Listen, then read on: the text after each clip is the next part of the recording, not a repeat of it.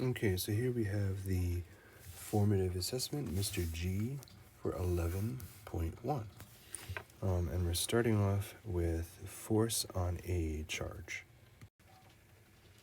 All right, first question, they tell us magnetic field strength, the speed of this electron in the wire, and we know the charge of the electron, and it tells us that the wire is oriented north-south and it's being pulled to the west.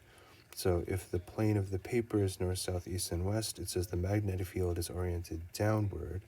If they wanted it to be down, like on the paper, they would have said southward. So by downward, I believe they mean into the page. They probably should have said that. But in any case, if the magnetic field were oriented downward, I suppose you could still chop the magnetic field. Maybe if the wire were oriented into and out of the page, but whatever. I kind of drew the diagram as to what they're talking about. A diagram would have helped instead of just a description, but whatever. I drew the diagram. So here are the things we know. We want to know the force. F is QVB sine theta. The angle between the velocity and the field is 90 degrees. Sine of 90 is 1. So we have F is QVB. And we have 5.4 to the 10 to the negative 19 newtons for our force. And then it says, what is the direction of the force? Explain how you find this out. The direction is north because of the left-hand rule. And we use left hand instead of right hand because we're talking electrons here. Negative charges, not positive charges. There's a pretty bad sketch of a left hand, but kind of, like showing the orientation. If the fingers representing the field were going into the page, and it's representing the magnetic field, and then the thumb is the velocity of the particle, and that's pointing to the left, then the force would be upwards. And then, so that would be upwards relative to the page, which in this case would be north.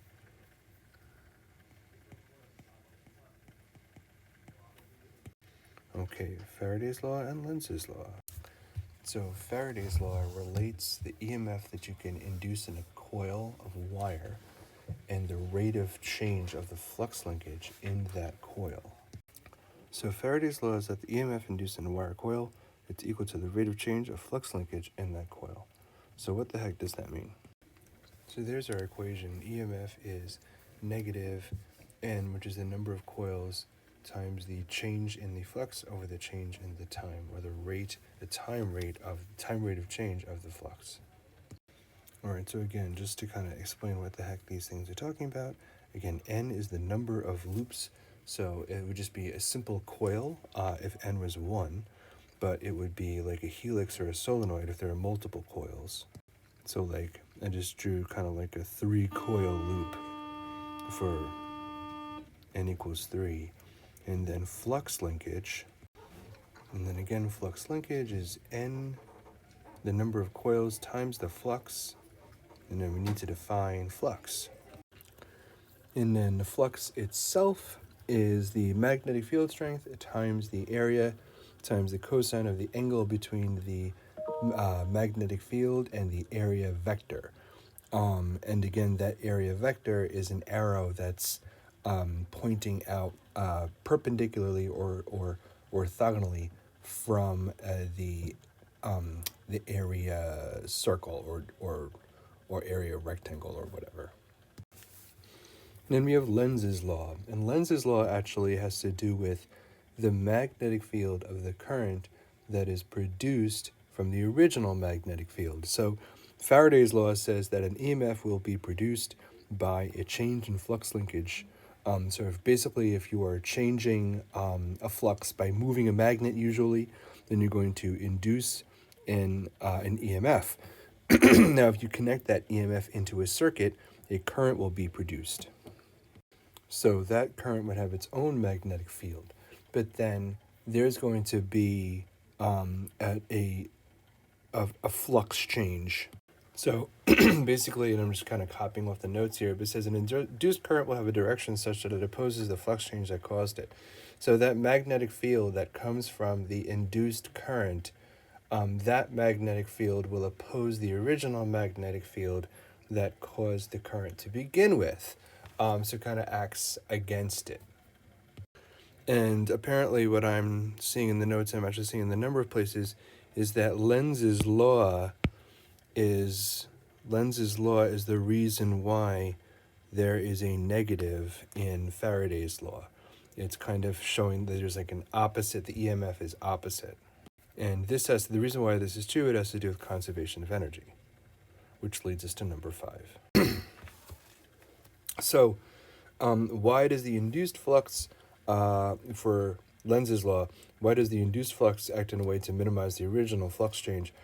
If the opposite were true, if the induced flux or induced field enhanced the original field, then that original field that's now enhanced would then induce even more flux in like as a result. They would go back and forth, they would, and just increasing the flux, basically increasing the energy, creating like an infinite energy production feedback loop, which is impossible. You'd be making energy out of nothing. The opposite pretty much reduces energy. You get like kind of like a negative loop, but then that loss of energy can then just kind of be dissipated as heat. So you're allowed to kind of have energy losses dissipate as heat, and then energy is conserved. You can't just kind of make more energy though out of nothing. That violates conservation of energy. All right.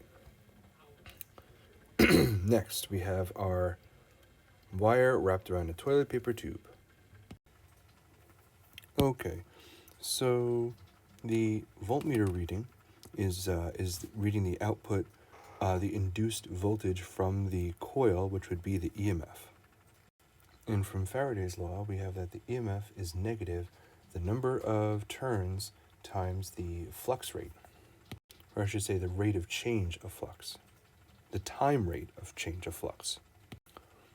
And then flux is given as BA cosine theta, where theta is the difference in angle between the direction of the magnetic field and the area vector, which, as we see, the area here is the loops, the way they are oriented. So then there's the loop right there, and if that's the loop, representing the loops that are the wire loops that are in the diagram, the vector, the area vector, comes out orthogonally, comes out perpendicularly from the surface of that area, perpendicular in both the x and the y axes. And so I can see that the magnetic field is going in and out of the tube, and I can see that the area is parallel. The area vector is parallel to the direction of the field, so that angle would be 0. And the cosine of 0 is 1, so in this case, the flux is just the magnetic field times the area. And these are round loops, so of course area would be pi r squared. And just one other comment about that induced EMF. With the change in flux over change in time, there are 2 ways that you can change that flux. You can either change the area, so you could change the size of the loops. These are clearly fixed size loops, but you can create a setup with like a sliding wire where you can change the area. So that's by changing the area that's in the field, you can change the flux. Or you could change the magnetic field strength, which is what's happening here. By moving the magnet closer to and further away from the coils, you're changing the magnetic field strength, and that's the flux change. That's the change in delta B that's going to cause a delta change in flux that would induce the EMF. Forgot one other thing. And that's another way you can make the EMF. I said you could change the magnetic field strength, you could change the area, you could also change the angle. And that's actually how most electrical generators work, is they actually rotate a coil inside of a fixed magnetic field. And by rotating the coil, they're constantly changing the area vector relative to the field, and that will also induce an EMF. And so in this setup, the way they're describing this, you have a bar magnet going in and out of the tube, and by moving the bar magnet back and forth, you're not changing the area, you're not changing the angle, but you are moving the magnet, and so that's changing the magnetic field strength by changing its closeness to or distance from the coils. And so both in and out are going, moving in and moving out is going to induce an EMF. Moving in, moving the magnet into the coil is going to move the needle one way, and then pulling the magnet out of the coil is going to also induce an EMF, but in the opposite direction. And so as this magnet goes in and out of the coil, the voltage, the needle on that voltage, that's why it says 20 on both sides, it's going to swing back and forth. Okay, so for number 6, it says increase the oscillation rate to 125 times per minute. 125 seems weird. I don't know why they picked 125. I think that might be a typo. I think they might actually want you to do 120 times per minute because that's double 60. But again, if we look at our equations, and so by doubling the oscillation rate, that would double the magnetic field. Wait, no, it wouldn't. It would half the time. It's the same magnetic field strength, but it would half the time if I doubled the rate. And we can see that the time is inversely proportional to the EMF. So if we cut the time in half, we're going to get twice as much EMF. So if it was originally 10 volts, now it's going to be 20 volts. I worked the proportion. If we actually use 125 as in the worksheet, we get 20.8 volts. But all of the numbers are to two significant figures, so maybe it would be 21. I still think the 125 is a typo. All right, this one says, how many more loops would you need if you wanted 20 volts? Well, I can see that EMF is related to N, which is the number of loops. It's directly proportional to the number of loops. And so if I wanted 20 volts instead of 10 volts, I would need twice the number of loops. And if we count the loops in the image, I see 1, 2, 3, 4, 5, 6, 7 loops. And it said, how many more loops would you need? I would need another 7 loops. All right. And look at that. It's also number 7. I wonder if they did that on purpose.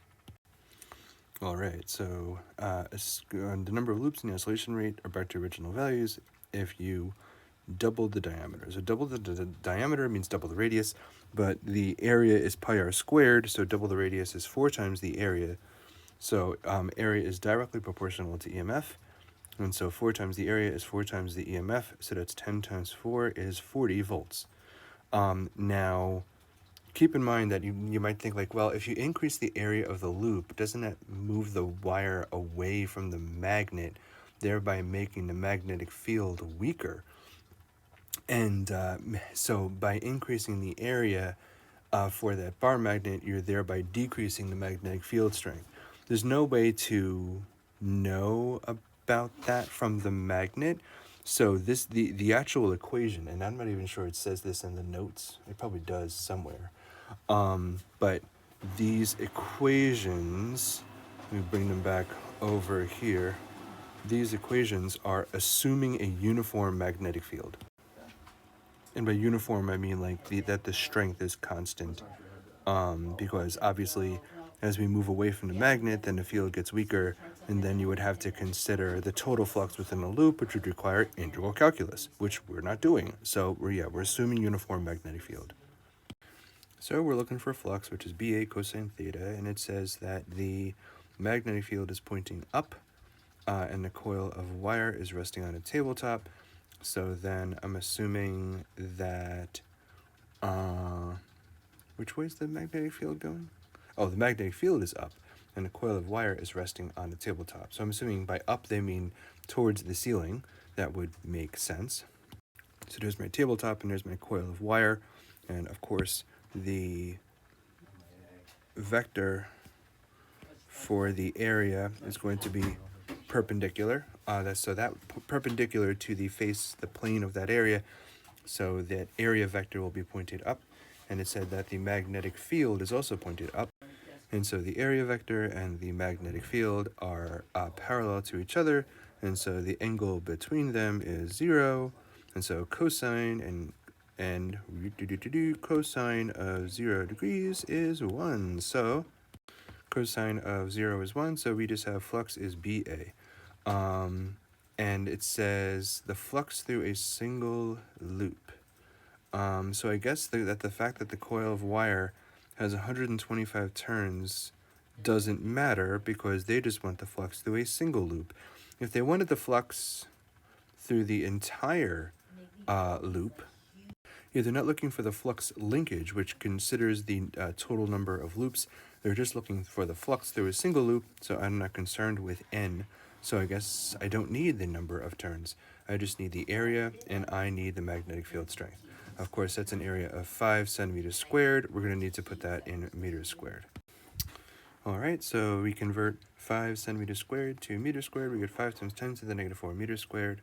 And so we just get that flux is BA. So the magnetic field strength times the area in meters squared is 3.75 times 10 to the negative 4 Tesla meters squared, also known as Webers. All right, there's our first page of this worksheet. Now we move on to the second page. Oh, well, you look at that. Next question is, what's the flux linkage? We multiply times the number of coils, I think. Well, I'll confirm that in a minute. Okay, number 10, flux linkage. Flux linkage is the number of coils times the flux. We know the flux, but let's go back and check the number of coils. I think it was 125. Let's go take a look. Pretty good memory, 125 turns. So 125 times 3.75 times 10 to the negative 4. And that gives us 4.69 times 10 to the negative 2 Webers.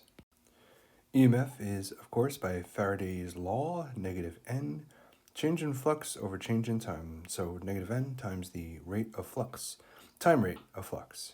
A flux change. Sorry, flux change. Flux is BA cosine theta. Now, if B is constant and A is constant and the angle between them is constant, then there is no induced EMF. So the answer to 11 is 0. But they're trying to prove a point here, saying that just simply being in the presence of a magnetic field is not enough to induce an EMF. There has to be a change in the magnetic field, either in the field, in the area that is of the coil that is in the field, so you can change the size of the coil. You can change the angle, which would change cosine theta, but something's got to change. Otherwise, there's going to be no induced EMF. All right, 12. Magnetic field decreases to 0.25 Tesla in 0.5 seconds. What's the rate of change of the flux linkage through the coil? Well, it started at 0.75 Tesla. So if the initial was 0.75 and the final was 0.25, then the change in the magnetic field is 0.5 Tesla. And they're just looking for the rate of change of the flux linkage. So the rate of change of the flux linkage is n times the rate of change of the flux, which would be, and we know that flux is BA cosine theta, and of course our theta, the relative angle between the the area vector and the magnetic field vector, that angle is 0, and so cosine 0 is 1, so it's really just delta BA. The area has not changed, but the change in magnetic field is 0.5 Tesla. Notice that I put in 0.5 Tesla in for delta B. And there are 125 coils, so I put that in for n, because it's asking for the rate of change of the flux linkage, not just the flux. So when they say linkage, we got to throw in the n value. And I put in the delta t, which is 0.5 seconds. And so that nets us in the end 0.065 or 6.23 times 10 to the negative 2 Webers per second. And then 13 is easy peasy because induced EMF is negative the number of coils times the change in flux over time, or negative the rate of change of the flux linkage. So we just found the rate of change of the flux linkage, and so it's negative that. Negative 6.23 times 10 to the negative 2 Webers per second. Okay, number 14, I have the answer and then I have the explanation. Because it's one thing to be able to say what the answer is, it's another to be able to explain it. So what's the direction of the induced current in the coil as viewed from above the table? In which law it tells you this? The direction is going to be clockwise as viewed from above. And the reason why that's true is because of Lenz's law. Okay, great. Now, Lenz's law says that when there's an induced current caused by a changing magnetic flux, that current is going to be set up such that the magnetic field that the induced current makes opposes the change in flux from the original field that induced that current. What the heck does that mean? So, and how do you figure out what that tells you in terms of the induced current, the direction of the induced current?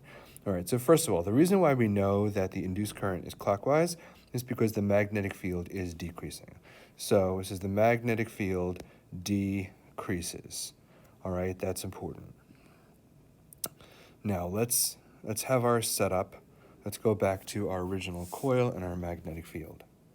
So here's our coil, and then the magnetic field, it said that the magnetic field was pointing up relative to the coil. So the magnetic field and the area vector were parallel to each other.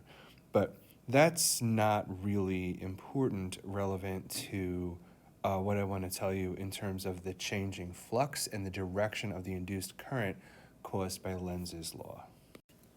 All right, so say you had a magnet that was near the coil. Now, if that magnet is not moving, then there's no change in flux, so no current is being induced. But the magnet will move. That's the whole point. Now, the magnetic field of a bar magnet, the magnetic field are closed loops from north to south. So what the magnetic field of that bar magnet will look like is this.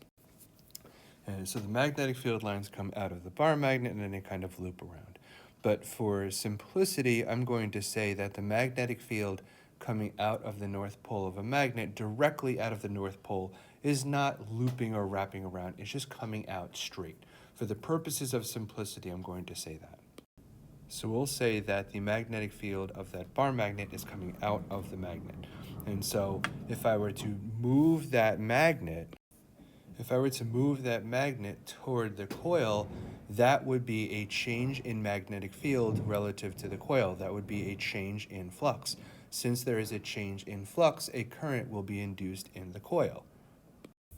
Now that's Faraday's law. So yeah, a change in the flux around a coil, or in other words, a change in the magnetic field that the coil is in.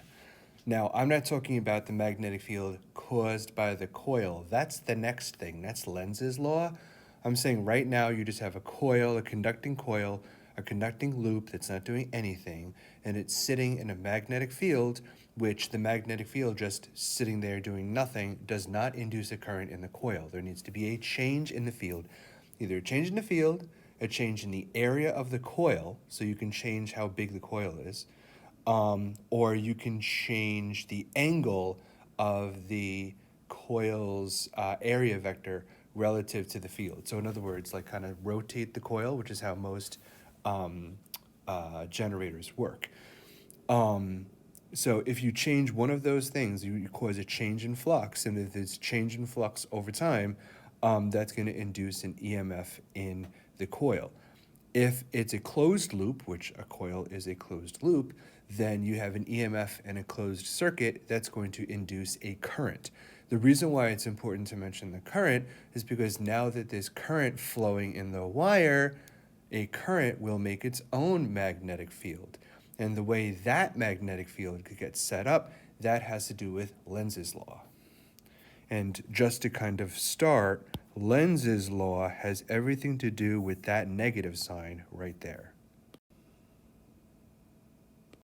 So Lenz's law is almost like a corollary or an addition on top of Faraday's law, but Lenz's law says that, referring to that current that we get induced in the coil from Faraday's law, the direction of that current, so like clockwise or counterclockwise, since we're talking about a circle, so that the magnetic field that new induced current itself creates, I'm running out of space here.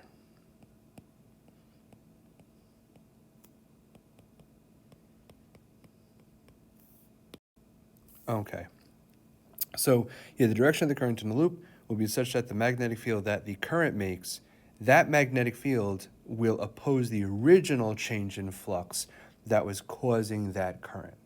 So, like, what the heck does that mean? And that is the essence of this question. What is the direction of the induced current in the coil? Well, we can figure that out from Lenz's law, but that's where I'm going with this illustration. All right, so I need to erase Lenz's law and just kind of show you exactly what's happening with the magnet motion and the coil and the magnetic field that the coil makes. So again, going back to our coil and our magnet motion and the magnetic field of the magnet. So basically, in this situation, I have a magnet that is moving towards the coil. So the magnetic field of the magnet is kind of like entering into the loop of the coil. All right, so that magnet is approaching. So if that magnet is approaching the coil, then the magnetic field that the coil is in is going to be increasing. The strength of that magnetic field is going to be increasing because the magnet is getting closer. Now, what Lenz's law says is that the induced current is going to create its own magnetic field that's going to oppose the increasing magnetic field. And that this is where the conservation of energy comes in, because if the current went the other way, it would reinforce the increasing magnetic field, and then that just makes, they just kind of go into a feedback loop of getting stronger, adding more and more and more energy, essentially creating infinite energy, which is not a thing, right? So Lenz's law sets up the current. And this is not something that Lenz made up. This is just something, this is because of a notion of conservation of energy. Conservation of energy is inviolate. Energy can change forms, it just can't be created or destroyed. If there's an energy loss here, that energy loss, of course, is going to go to heat. That's the way lost energy always goes. What do they call it in SL? In topic 8, there was a name for it. I forget, whenever there was like an energy exchange, and with the Sankey diagrams, and then the energy that kind of like gets shed off as heat. I forget the word for it, whatever. But so going back to the magnetic field increasing. So if the magnetic field is increasing because the magnet is on approach, degraded energy, that's the word I'm looking for. All right, anyway, if the magnetic field is increasing because the magnet is approaching, all right, so the current in the coil that's induced creates that induced current makes an induced magnetic field. So the current, of course, is a magnetic field associated with it that opposes the growing original magnetic field. So I have a north pole of a magnet coming in towards us. So the direction of the original magnetic field in this drawing is downward. And so basically, the induced magnetic field is going to oppose it. So that magnetic field, if my original magnetic field is down, I want to oppose that field with an upward magnetic field. So that's going to be the direction of the induced magnetic field. Now, how is that magnetic field associated with the coil? Don't forget the right-hand rule. There's my right hand. And so, again, the way the fingers curl around, that's going to be the direction of the current. So we can see that, looking from above, kind of like in the direction of the coil, that would be counterclockwise.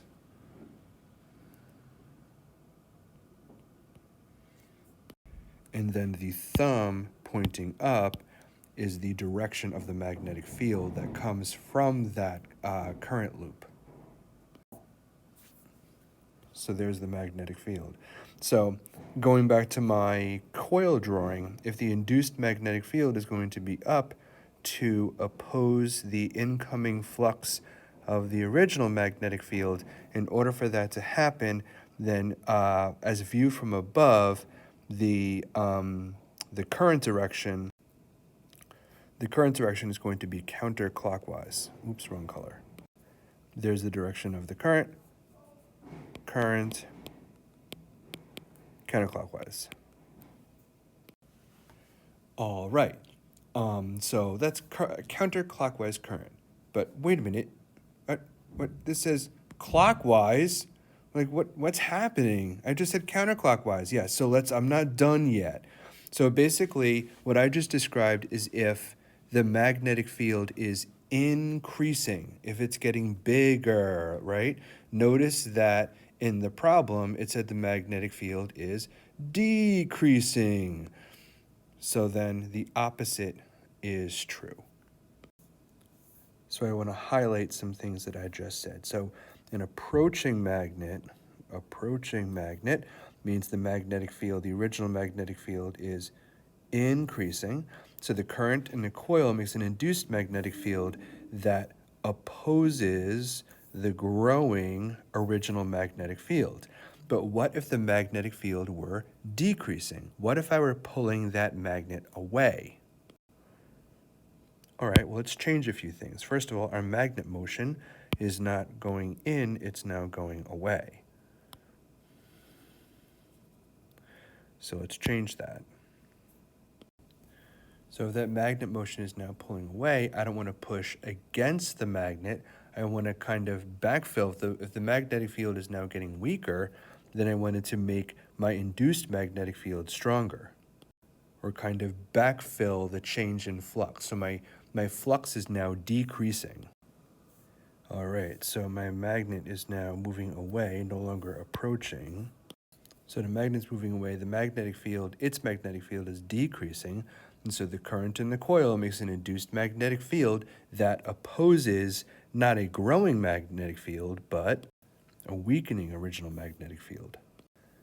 So it would make a magnetic field in the opposite direction as before, and then, again, using the right-hand rule for loop currents, if I have clockwise curling of my fingers and my thumb is sticking straight out, then for a clockwise motion, as viewed from like in this direction, then the magnetic field would be down. And so if I have a downward magnetic field, then my current would be clockwise. And since this is a weakening field, the magnetic field is decreasing in this problem, the induced current is going to be clockwise when viewed from above. And that's where I'm getting clockwise from, is the answer to 14. All right, well, that's all the kind of background that explains the directions of the field and the induced field and all that stuff. But this can be summarized, and I do want to summarize that. We spent a lot of time just explaining it. But if you just want like the net executive summary, I can give you that. Let's hear it for pinch to zoom. All right, so that's that explanation for that. But if we can have a summary of all of this, I can stick that summary in this spot here. All right, so here are the two situations that we just talked about. If you have a north pole approaching a closed loop or a north pole receding from, moving away from a closed loop. I put the velocity vector to indicate the direction of the magnet in black, but the vector representing the magnetic field is in blue. So that's either that B vector is coming in or that B vector is still pointing to the right away from north, but it's moving away. All right. All right, so if the north pole is approaching, then the change in flux is positive. The flux is getting stronger. If the north pole is receding, then the delta flux is negative, and the flux is therefore decreasing. And then because of Lenz's law, the induced flux opposes that change, doesn't reinforce the change, it opposes the change to keep up with, I would say, to conserve conservation of energy. It's kind of redundant. To conserve energy, to follow the law of conservation of energy. How's that? And so therefore, the magnetic field in the first example is to the left. And if I stick my thumb to the left and curl my fingers are going to curl counterclockwise. That's of the right hand, assuming positive charge flow, conventional current. My fingers will curl in a counterclockwise direction, like so. But if the north pole is receding, then the change in flux is negative, and the induced flux will oppose that change.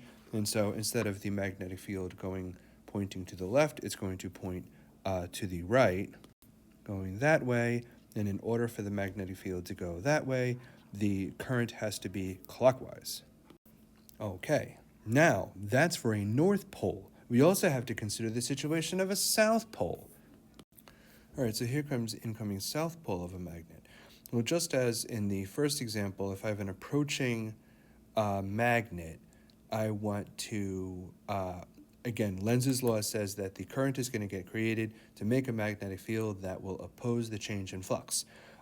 So if I have an incoming south pole, that magnetic field is going the other way. It's going inward towards the magnet, towards the pole.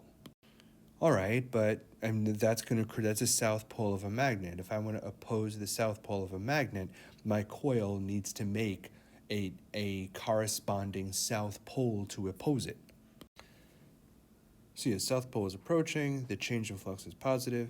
The induced flux opposes the change, right, just as before. But we have an incoming south pole, so the loop needs to create a south pole to oppose it. Just as in the very first case, when I had an incoming north pole, I needed my loop to create a north pole pointing against it to oppose, to push against that incoming north pole. Now I have an incoming south pole. I need to make a like pole to oppose it. So since my south pole is incoming, the loop is going to need to make a south pole kind of pointing towards it, kind of like a like pole, in order to push it away, to oppose it. There's my induced magnetic field with a clockwise current. And just in my original situation, if I had a receding south pole, the change in flux is negative. My induced flux is going to need to oppose that change, and so my current is counterclockwise in order to fill in that field. All right, so this is still very kind of like with the explanations and a little bit wonky. It can be even further reduced. All right, so reduce this even further. What I just starred right there in the yellow box, as long as you understand the notions of that guy, the rest you can kind of treat as opposites. So let me number these. Hold on, let me think about this. All right, I was going to number these 1, 2, 3, 4, but I identify them based on what's happening. So I have north in, which is like the primary case there. Then I have north out. And then you have south in, and then you have south out. So basically like north pole coming in, north pole coming out, south pole coming in, south pole coming out. And again, this is all relative motion, so the magnet can be held still and you can move the loop. It's just relative motion happening. Now, to summarize this even further. All right, so just as moving outwards, receding, is the opposite of approaching, the north pole coming out, moving out, receding, is opposite north coming in, all right? Also, just as the south pole of a magnet is opposite the north pole of a magnet, a south pole of a magnet coming in is opposite the north pole of the magnet coming in. And south coming out is opposite south coming in. When I say opposite, I mean I'm referring to the induced current direction and the induced magnetic field direction. I feel that is maybe a little more confusing, but it's also more succinct. I don't know if that helps, but I don't know that I can explain this any further. I think it's really kind of annoying and hard to wrap your head around, and also to wrap your fingers around when you're doing hand rules. But that is the nitty-gritty of Lenz's law. And so you really kind of need to understand how that works in order to figure out not just the simple basics of Lenz's law, to be like, oh yeah, Lenz's law, the current is induced such that the magnetic field that it's made works to counter the original change in flux so that you don't violate the law of conservation of energy. Fine, but then if they're actually talking about if the magnetic field is getting stronger or if the magnetic field is getting weaker, then which way does the current in the loop actually flow? Then you really need to get down and dirty with Lenz's law.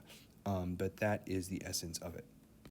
Let's move on. So here we have a graph of flux versus time, and it says the coil is 375 turns, and so we have a change in flux over change in time. I bet we're going to have to find a slope of that sucker. But anyway, number 15, what is the flux at 0.0015 seconds? So in other words, what is the flux at 1.5 milliseconds? 1.5 milliseconds. Let's see where the graph hits. It hits all the way at the top. So in other words, do you know how to read a graph? So there we are. Then what's the flux linkage at that same time? Flux linkage takes into account the number of turns. You get 1,125 Webers, which if we control for sig figs would come out to 1,100 Webers. I don't know that they want us to control for sig figs. Let's see. Otherwise, they would have given us more than 2 significant figures in the graph. Thanks a lot. What is the EMF induced in the coil? EMF is negative the N times the change in flux, which would be the slope, which is the slope of this graph. I told you we were going to have to find slope. That slope is pretty simple. We can just say 3. Oh, snap. That's not 3 Webers. That's 3 times 10 to the negative 3 Webers. Oh, dip. Let me change my answers. 1 sec. Yeah, so 15 becomes 3 times 10 to the negative 3 Webers. 16 becomes 1.125 Webers, and there. So the slope, maybe let's figure the slope. Let's do it here. So negative 375 times the rise over the run. And so 3 times 10 to the negative 3 over 1.5 times 10 to the negative 3 is, of course, 2. 2 times 375 is 750. That's 750 Webers per second. The negative doesn't matter because it just wants the magnitude. All right, next. All right, so we have a diagram of a pole, and there's a coil, and we have the area of the coil in meters squared. That's nice. I hate centimeters squared. We know the number of turns, 250, and it's moved in a magnetic field, so there's relative motion between the magnet and the coil. Fine. Distance the coil is from the face of the magnet is x. Okay, that will change. The variation in strength of the magnetic field with x is as shown. So as the x gets smaller, I had to stop. Where was I? Yes, as the distance increases, then the magnetic field will decrease. That makes sense. So it says, what's the flux linkage when the coil is at 1.25 centimeters? So we can look up the position on the graph and find the magnetic field strength there. All right, so flux linkage is the number of turns times the flux. Flux is BA cosine theta. I can see from the area vector of the coil and the magnetic field direction that they are in the same direction, so theta is 0. So I have flux linkage is NBA. I wonder what LeBron would say about that. We know N, we know A, we just need to figure out what B is from 1.25 centimeters. Let's find that. Here's 1.25 centimeters, and the intercept is right here, which gets me right there on the y-axis. It looks like the gray boxes are 0.2, so this would be 6.4 Tesla. 6.4 times 10 to the negative 2 Tesla. So with NBA, we have 250 times 6.4 times 10 to the negative 2 times 1.5 times 10 to the negative 3. Right? Yes. And that gets us 0.024 Tesla meters squared. And then it says, what's the flux linkage when the coil is at 1.75 centimeters? Pretty much the same problem, we just have to get a new magnetic flux. That would be 4.8 times 10 to the negative 2 Tesla. So same turn, same area, just new magnetic field strength, and that gets us 0.018 Tesla meters squared. And then 21 is the EMF, which is negative N change in flux. That would be the flux linkage, the change in the flux linkage per unit delta T, or over the change in time.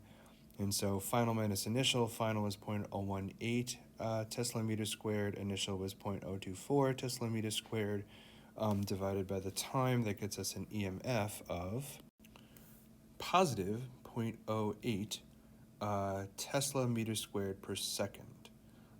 Maybe that would be a volt, because it's EMF, but yeah, and that accounts for the negative that's in the EMF expression, because 0.018 minus 0.024 is a negative number, so negative of that gets me positive 0.080. And that's it. That's number 20, and that is the end of that solution video. So again, don't miss my whole rigmarole here about Lenz's law and how that works. Maybe I will kind of close the video by zooming in on that right inside of 45 minutes. Thanks. Bye.